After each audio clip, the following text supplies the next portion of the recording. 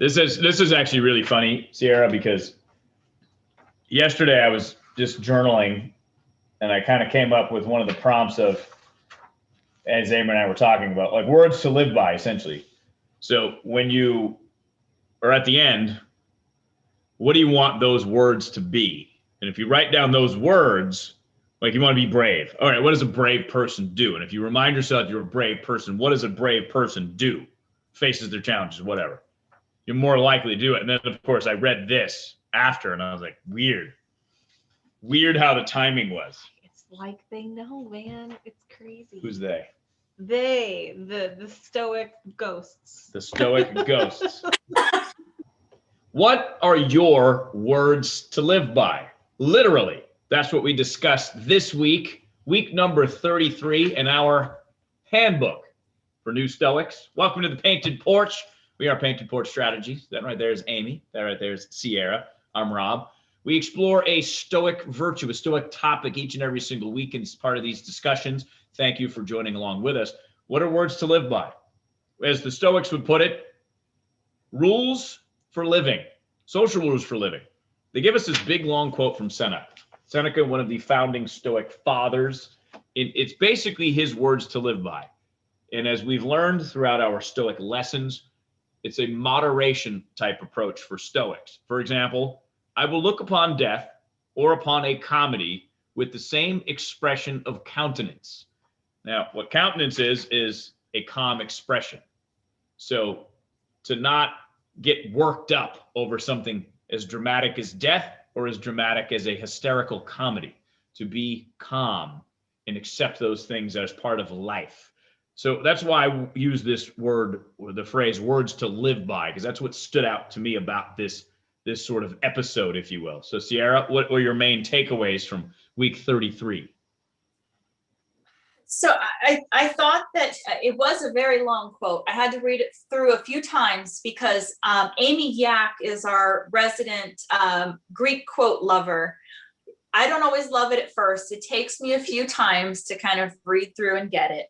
But after I read through it a few times, I really like this idea of, instead of there being true set rules in Stoicism, it's more like guidelines. Mm-hmm.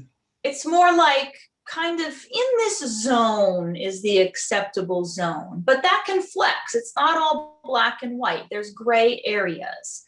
And we live in a world of gray areas. So I think this is why Stoicism is so beneficial for us in modern times, because not everything is black and white. Mm-hmm.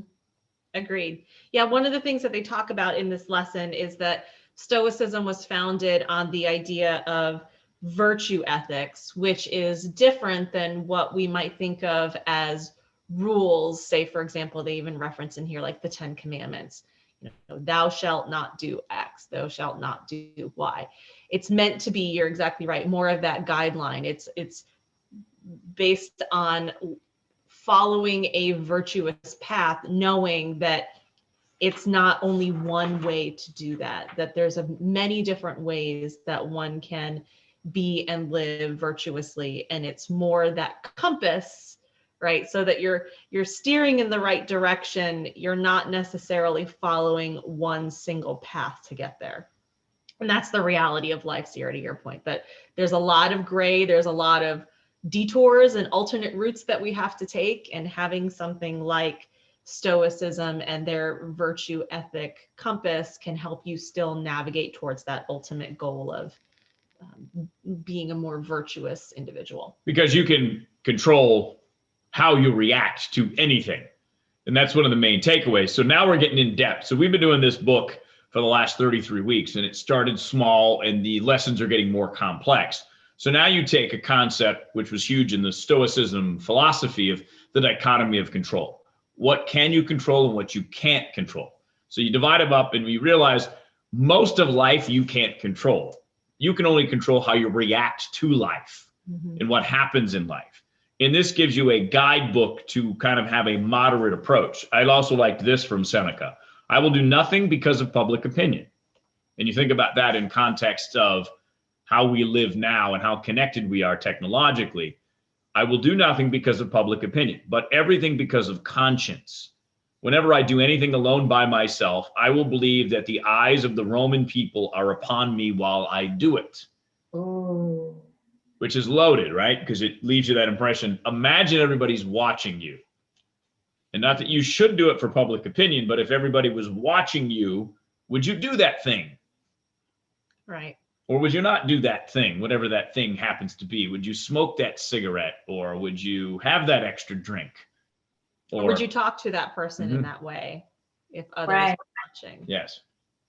I remember when I was teaching in a classroom, one of the quotes that we often went to was about character. Character is what you do when nobody is watching and when there is no consequence.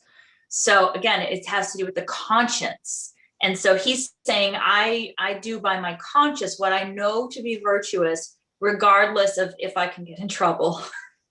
Or regardless if I can get praise for it too, right? In one of our recent discussions we had from a prior week, we talked about the idea of virtue signaling and whether you're doing something that's truly altruistic or if you're doing it to receive something in return, whether it's praise, whether it's money, whatever it might be, status.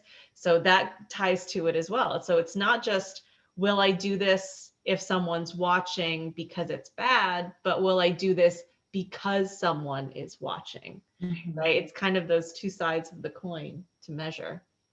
And one of the things they asked us to do is, based on that principle, is kind of figure out three. They gave us a challenge in this exercise of three basically words to live by. So I'm curious to see what you guys wrote in that. I interpret it as words. So I just wrote three different words. It looks like Amy wrote a sentence here. I did. And that's the variation of it. Again, that's why it's not a hard and fast rule per se. It's that guideline. So if it's something that's a statement that you would want to say to yourself as your rule, I will do this, I won't do that, like Seneca did. Or for your example, if it's more just three, we'll say, you call them power words, Sierra, in your radical mindfulness course, power words that you want to embody or repeat to remind yourself to remain or to become the person that you want to be, that desire. Well, for example, I wrote balance is one of mine. A balanced approach to life. Again, that's that moderated approach to life. So if I write down balance, which I did, I can remind myself, what would a balanced person do? How do they approach this issue, this topic, this situation, so as to not ruffle feathers or whatever, just to accept life as it is, because life happens and you have to accept what happens. And the more you're able to accept what happens in a balanced approach, whether that's, I just couldn't work the coffee maker earlier today. How am I approaching that? Am I doing it in a balanced way? It's work in progress. But that's what it is. I mean, that's the point of Stoicism. It's not about being perfect. It's about striving towards better. So if perfection is the goal, knowing that that's not super attainable, but it's taking a step towards that with every situation. So, okay, there's two lessons to learn about the coffee maker. One is to learn how to operate it efficiently. And two is to learn how to deal with the frustration of not knowing how to do it. And what do you do in that moment? So that was one of my words, balance. I also wrote fairness and enlightened. Ooh. So what would an enlightened person be? And we just kind of wrapped up a couple of weeks ago our first journaling challenge, Master Your Message, Do the Right Thing journaling challenge. And that was kind of one of the prompts that we gave. It was, how would I want people to remember me when I'm no longer here? And that's really a word exercise to really be specific about the words you choose that you think about. So, for example, some people wrote brave. What would a brave person do? Face their own fears, stand up for the right thing to do, which, of course, in the Stoics would be the virtuous thing to do.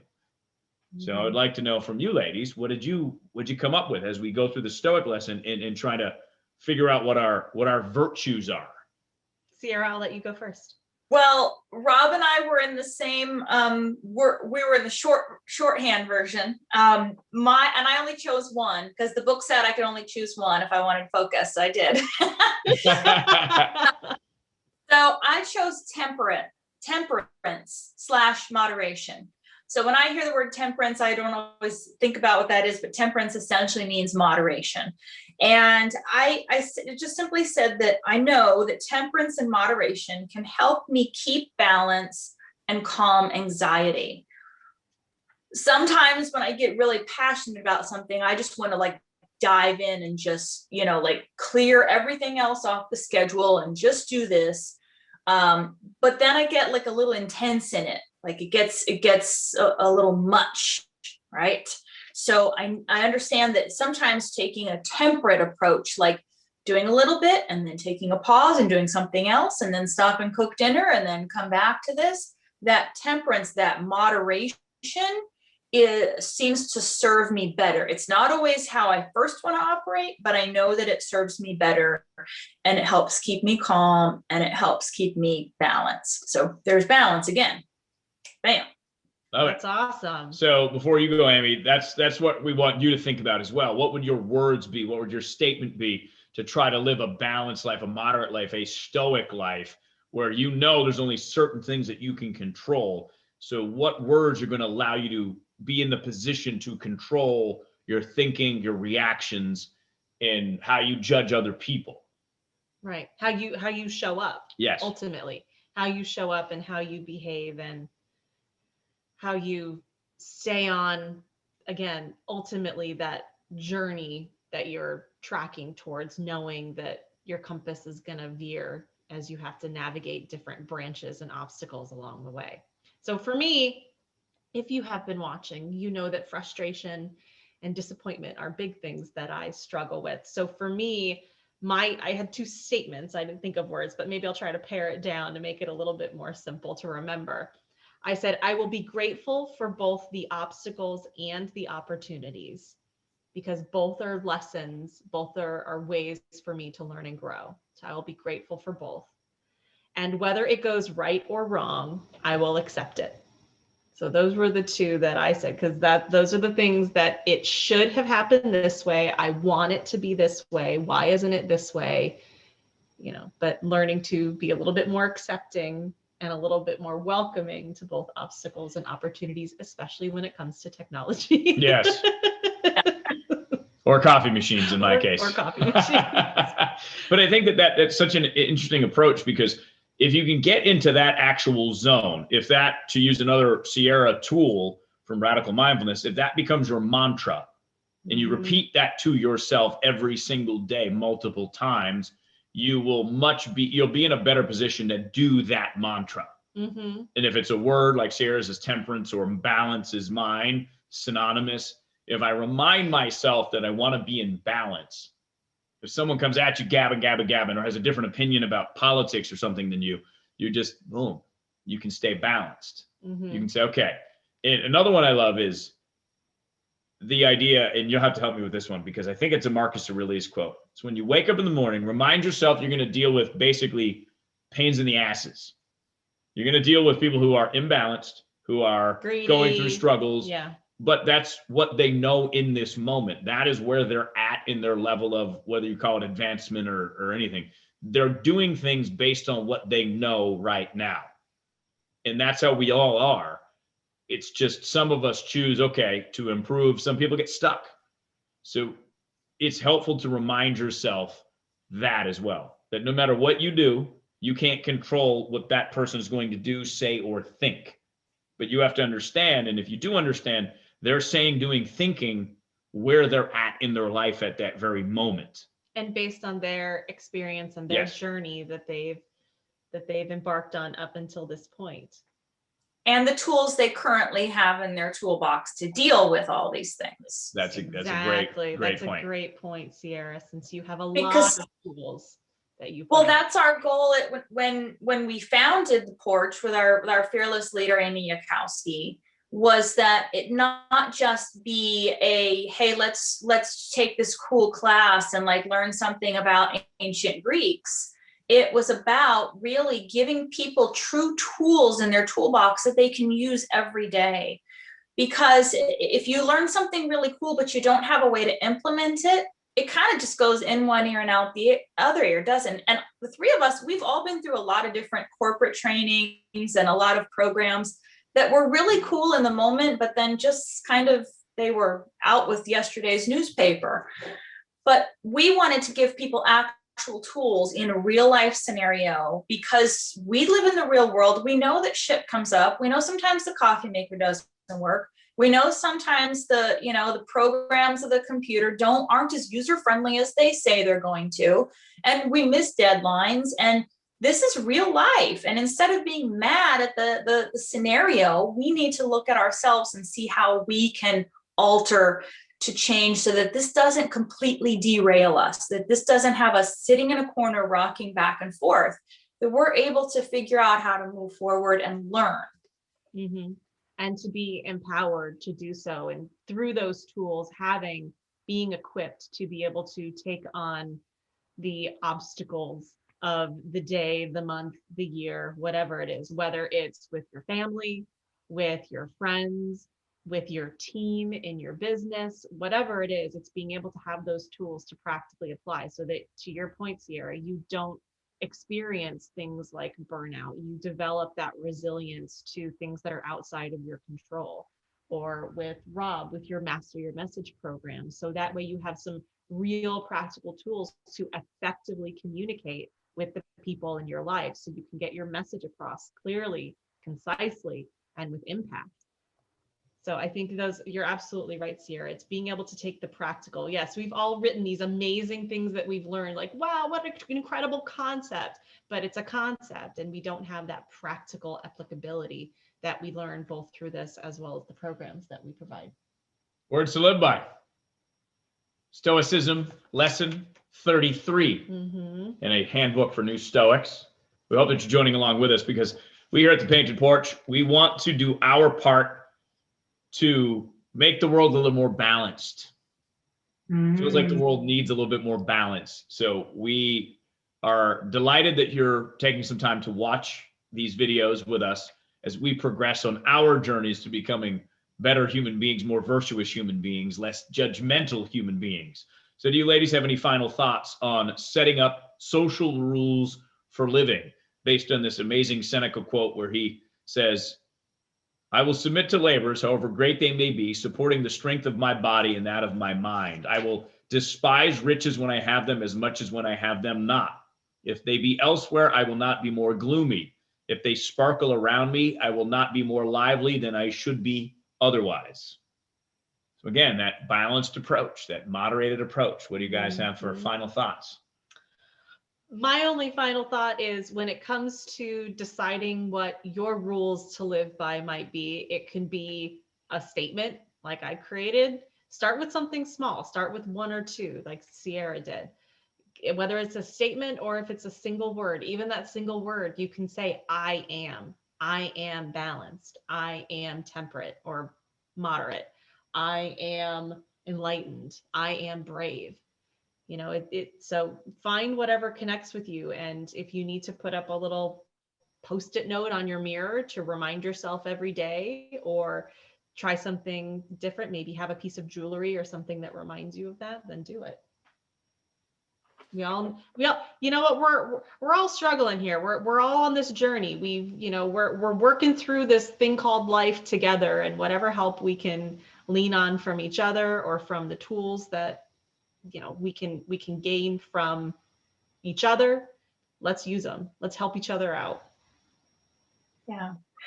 For me, I think my main takeaway was just kind of keeping the ship steering in the direction you want to go, and knowing that the journey may change, but as long as you're still steering in the right direction towards that main pathway of what's important to you, day by day, then you're doing your thing. You do you. Mm-hmm. I love that. I love what you both said. I would end on this note. We quote Seneca, Marcus Aurelius, Epictetus quite a bit, as the Stoics do, because they're the Stoic founders. The reason why we regard their wisdom so highly and how they lived is because they wrote it down, and they looked at their notes, and they reinforced it when they wrote letters to their friends. Bottom line is, it requires you to do work. To be a good person requires you to do the work of being a good person, being a great person. To be good at anything, to be elite at anything, requires you to do the work. And these rules to live by, these words to live by, are exactly that. They're your compass, as Amy said. They're your rudder through the storm, because we all go through them. There's going to be storms. It's how you handle the storms that remind you of what you are. And you can be anything you want to be, so long as you decide and you don't let others decide for you what you're going to be. So pick your words wisely, really think about them, and really dive into them and make sure they're reflective of the character that you want. Because as Sierra said, character counts. I think character's worth more currency than anything else in the universe. And if you want to be remembered by character and a person having character, what characteristics make up your character? Mhm. For Amy, for Sierra, for Rob, we are Painted Porch Strategies. We'd love for you to come say hi, paintedporchstrategies.com. We have programs designed to literally help you be mindful, to communicate, and to work with teams. We found that those are the 3 pillars of modern skills that are skills that we don't talk about skills. And we want to give you those tools to sharpen those skills, to be able to use them whenever the storm comes or whenever it's calm as well. Until next week, we'll see you then.